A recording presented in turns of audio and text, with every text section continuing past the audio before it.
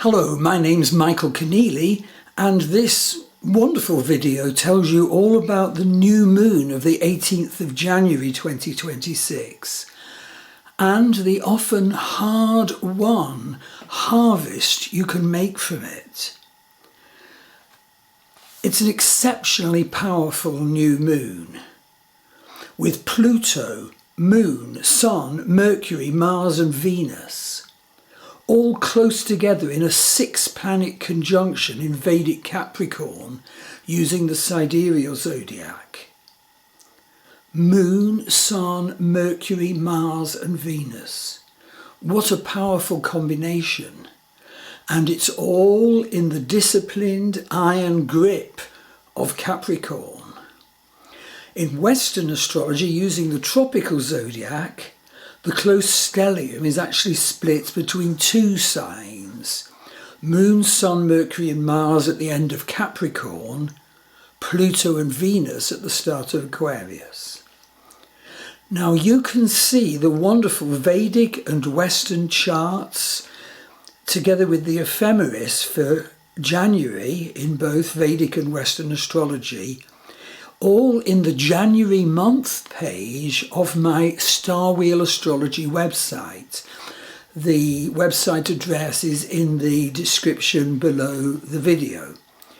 And what you do is you go to the website, Star Wheel Astrology. On the menu bar, you go for more, and in the drop down, go to monthly astrology charts and then select January. So what we want to do now is first define the huge, so important to know energies of this new moon stellium, and then talk about ways of using and working with the new moon's huge energies. Okay, let's look at them. Pluto conjunct Moon, what does that create? So Pluto conjunct Moon is an exceptionally intense, transformative energy. It can be known as a Hades moon. It's deep, it's psychological, it's karmic, Pluto conjunct Moon.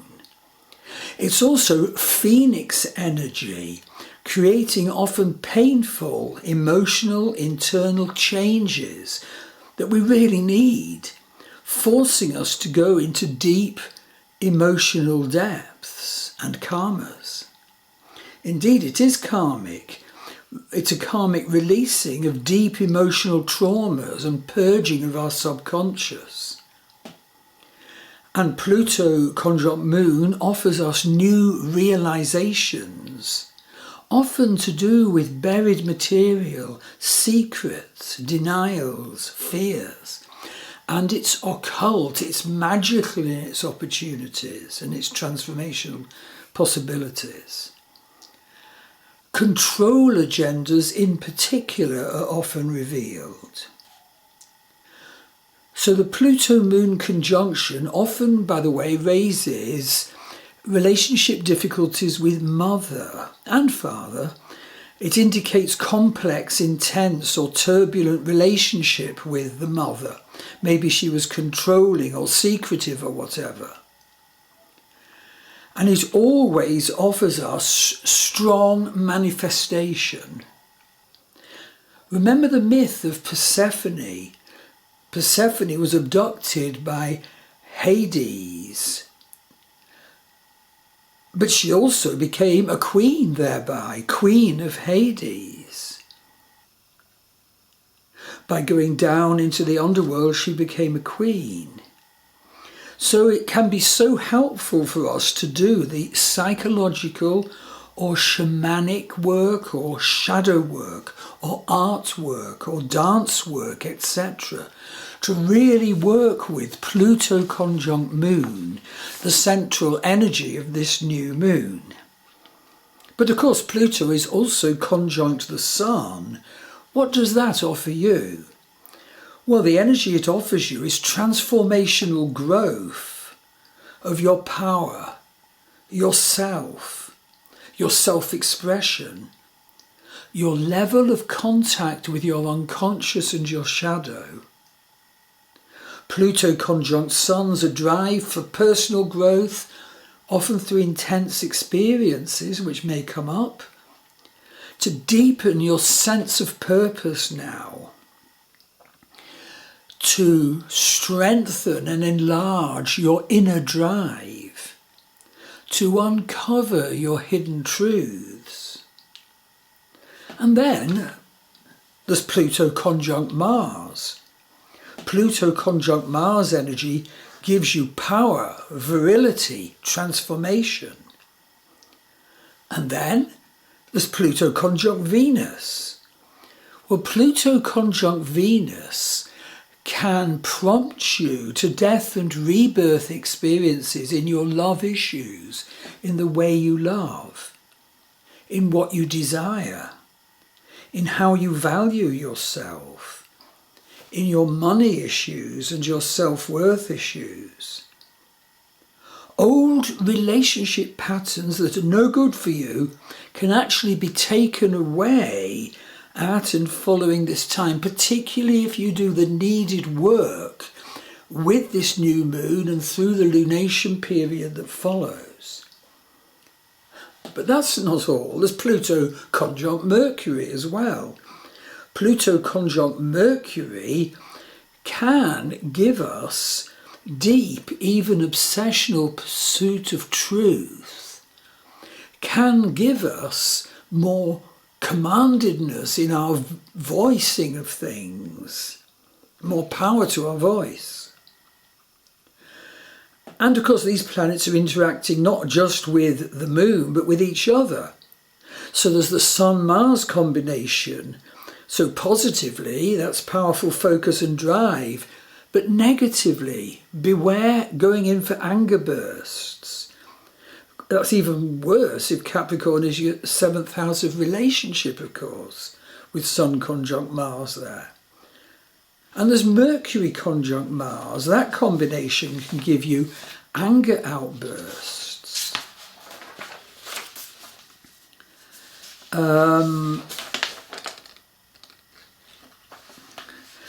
Yes, we have to take into account the fact that this new moon is in the Vedic sign of Capricorn.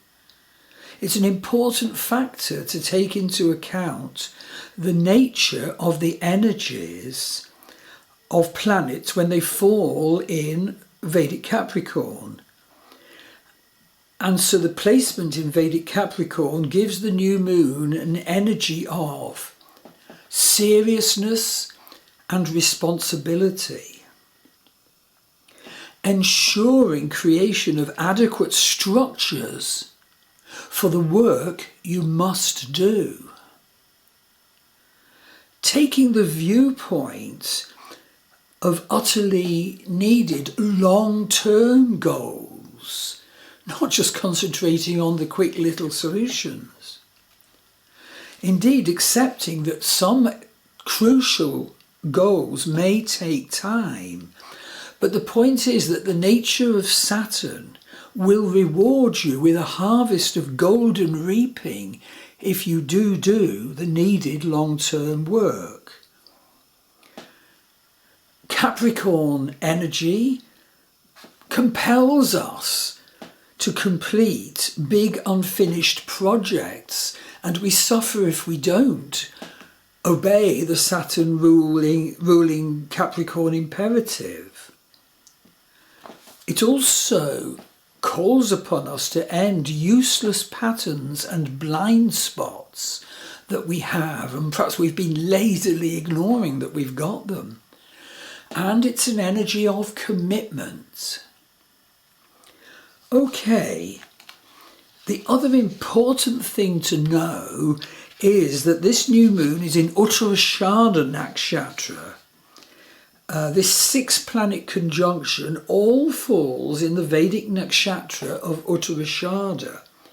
Uttarashada is the 21st of the 27 Vedic Nakshatras, the supremely wonderful lunar signs of Vedic astrology.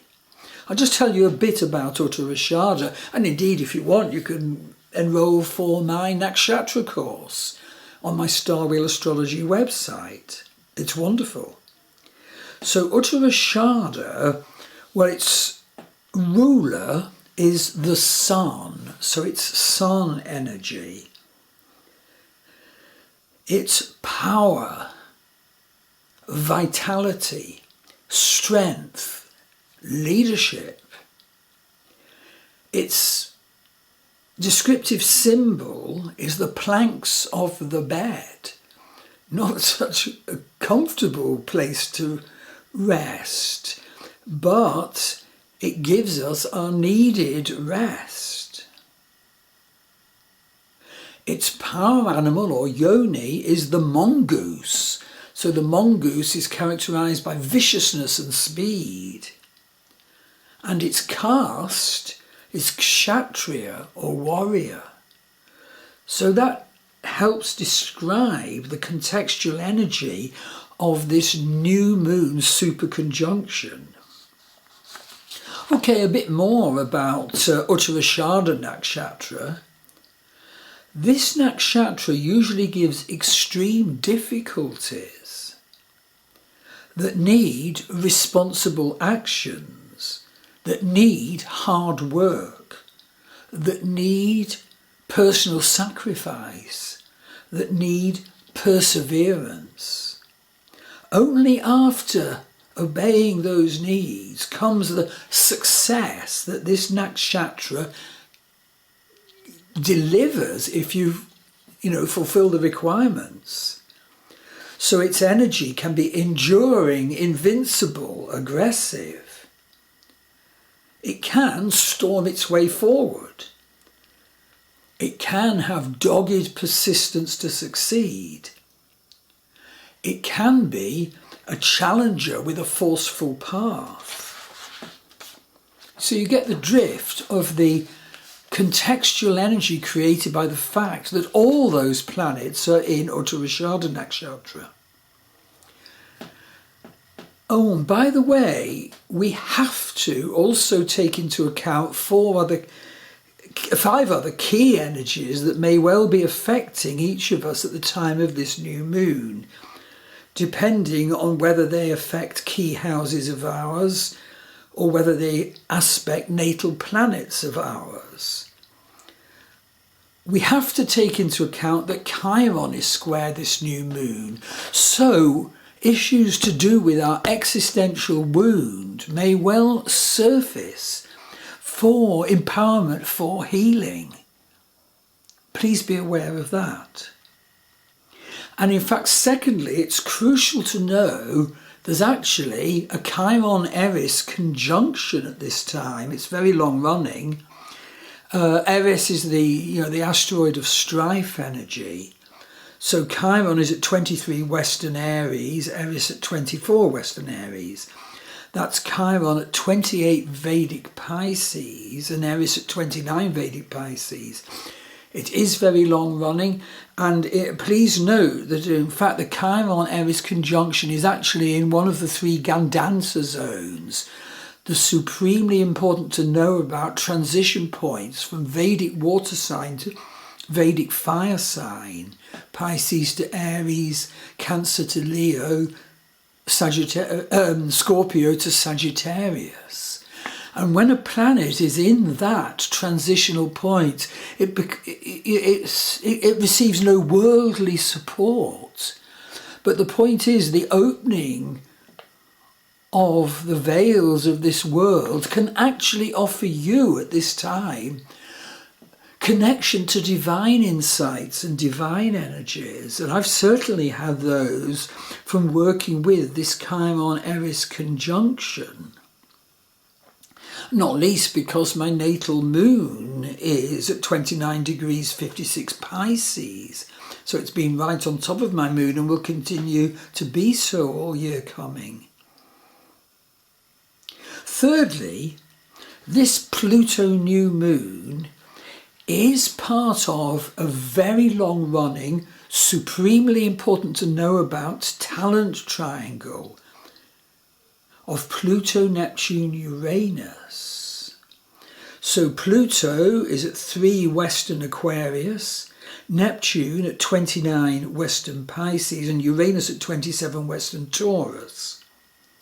That's Pluto at 9 Vedic Capricorn, Neptune at 5 Vedic Pisces, and Uranus at 3 Vedic Taurus.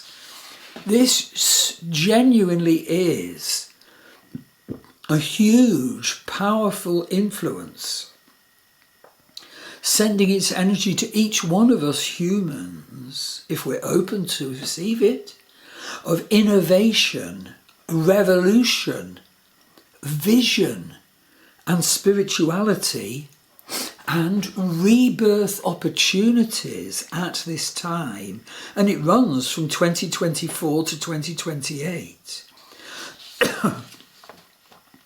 So the remaining, important to know about other key energy that may affect you, depending on how it aspects planets in your birth chart, is that Uranus is conjunct Sedna. So Sedna is the asteroid genuinely carrying the energies of huge ill treatment, but possible spiritual harvest through working from that ill treatment. So Uranus is at 27 Western Taurus with Sedna at 0 Western Gemini. And Uranus is at 3 Vedic Taurus with Sedna at 6 Vedic Taurus. So in fact, I just want to say that this new moon actually relates to an amazing 10 major conjunctions in January that we must be aware of.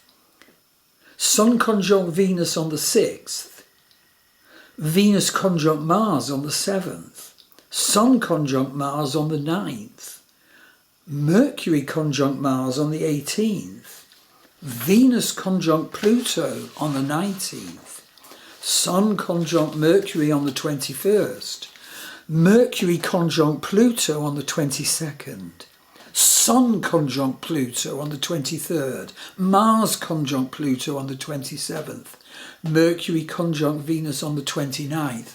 What a month, and we need to know this. So we now come to really the most important question maybe, what can we do with this new moon? So as I've just described to you, well, the energies of this new moon, but what sort of work might we do with those energies? Okay, there's two answers. There's actual new moon work, and secondly, there's ongoing psychological and spiritual insight creation and self-transformative work that we need to do as a regular part of our life. And in fact, we can do both at the time of this new moon, actual new moon focus work and our ongoing psychological and spiritual insight creation and transformation work. I certainly will do both. And so I do my ongoing psychological, spiritual insight creation and transformation work on a Saturday, and on Sunday I'll do work specifically with the lunation energy, starting with this new moon and going on for a lunar month. So in terms of regular work, in case it's of any prompt to you, and you can certainly get a reading from me and I'll help you set up something similar. Well, I every Saturday ongoingly draw a tarot card and a rune. And from the insights those offer, I then do a shamanic journey to shamanic drumming to go far deeper into the message of the card and the rune, and very likely make an intention. And then I do work with Sevir. So Sevir is the ancient Norse technique for insight creation and cementing in intentions. So, what regular work do you do? Do you need to start doing it? Do you need to improve what you're doing? We all need to do regular, ongoing insight creation and intention setting. But then, as I said, for every lunation, well, it's very valuable to do new moon work as well. So at the time of the new moon, I will define and go deeply into the energies of this new moon. Look through my notes that are the root of this video, for example. And I will note and assess what reactions reading about those energies activate in me, that are things I need to do, ways I need to change and grow. And then I may well define an issue, a particular issue that needs ongoing daily or frequent work throughout the lunation period until the next new moon, or more than one issue, of course. So this new moon, this Pluto new moon, may well prompt us to do ongoing insight development and power creation and healing work throughout the lunation period with love issues, power issues, anger issues. And the fact that it's in the Vedic sign of Capricorn will promote us to accept needed discipline, needed structure, proper responsibility to achieve the growth and transformation we actually need. And as I said, at this time, do get one of my wonderful astrology readings from my Star Wheel Astrology website. They always combine huge depth of your Vedic astrology and your Western astrology. So Vedic astrology is based on your fate and destiny and past life issues, your karmic life path now in this life, and how to work with these and how they unfold.